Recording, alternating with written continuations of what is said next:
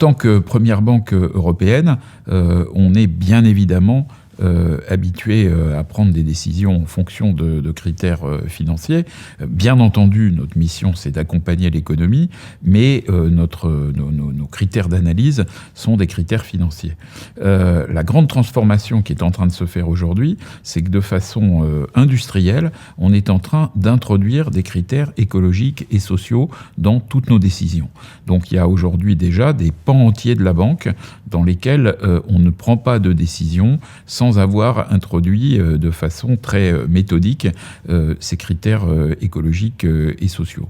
Par exemple, sur les plus grands clients, il y a une analyse systématique de leur performance en matière de climat, en matière de biodiversité, en matière de droits humains, de droits sociaux, d'impact sur les communautés et d'éthique des affaires. Et bien entendu, si sur l'un de ces critères, l'entreprise a une trajectoire ou des actions qui nous paraissent pas satisfaisantes, elle ne pourra pas être notre cliente. Donc vous voyez que ça suppose qu'on transforme complètement nos chaînes de décision, mais aussi qu'on transforme complètement nos chaînes d'information.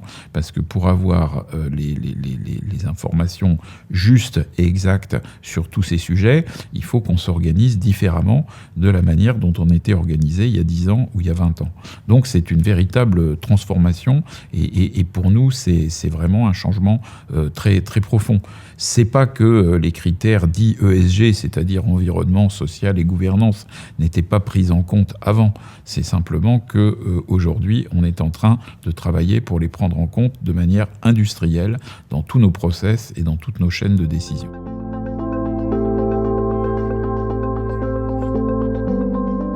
En tant que première banque européenne, on est aussi bien entendu la première banque de l'industrie européenne et cette industrie, elle est très carbonée. Donc si vous prenez les émissions de gaz à effet de serre, par exemple, qui sont attachées au portefeuille de crédit de BNP Paribas, elles sont à la hauteur du fait qu'on est cette première banque de l'économie européenne.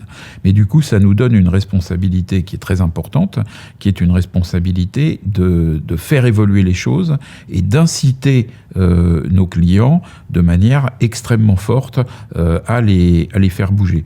Alors, il y a certaines incitations qui sont des incitations positives. Par exemple, c'est faire des crédits moins chers aux entreprises qui s'engagent sur des objectifs environnementaux et sociaux précis. Et par exemple, le taux de crédit va baisser à mesure que ces entreprises atteignent les objectifs. Mais il y a aussi des solutions consistant à, je dirais, ne plus travailler, ne plus être la banque d'entreprises dont nous pensons qu'elles ne sont pas en train de faire la transition ou qu'elles ne sont pas engagées sur un chemin de transition. Je vous donne un exemple précis qui est le charbon. Aujourd'hui, vous avez encore 35% de l'électricité mondiale qui provient du charbon. Et nous, BNP Paribas, on est présent dans 70 pays et on avait, jusqu'à il y a quelques années, la plupart des compagnies d'électricité du monde comme clientes. Et donc, on leur a demandé à toutes quel était leur plan de sortie du charbon. La moitié nous ont donné des plans de sortie du charbon qui nous paraissent convaincants et elles nous ont démontré qu'elles font les investissements nécessaires pour sortir du charbon. Et dans ce cas-là, c'est important que nous financions ces investissements, car si nous ne les finançons pas, ils iront moins vite et donc la sortie du charbon sera moins rapide. Mais vous avez aussi à peu près 50% des entreprises qui étaient nos clientes il y a quelques années dans ce secteur qui ne nous ont pas donné des plans de sortie du charbon convaincants. Et donc nous sommes sortis de ces entreprises, elles ne sont plus nos clientes, nous ne leur faisons plus crédit.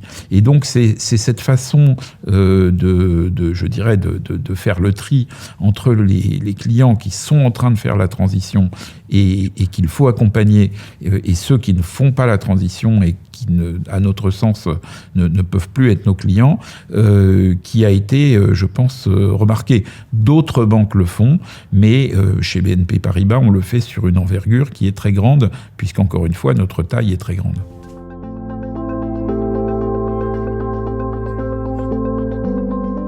Je crois qu'au début, tout le monde a fait, même sans le vouloir, une forme de greenwashing. Tout simplement parce que quand on a commencé à travailler sur nos impacts environnementaux et sociaux, on l'a fait par des petits bouts. Donc d'un côté, on faisait rien, et puis d'un autre, on faisait quelque chose. Et donc on pouvait parfaitement nous objecter que ce qu'on faisait était fait pour masquer toutes les circonstances où on n'apportait aucun progrès. Je crois qu'on est en train de rentrer dans une époque différente.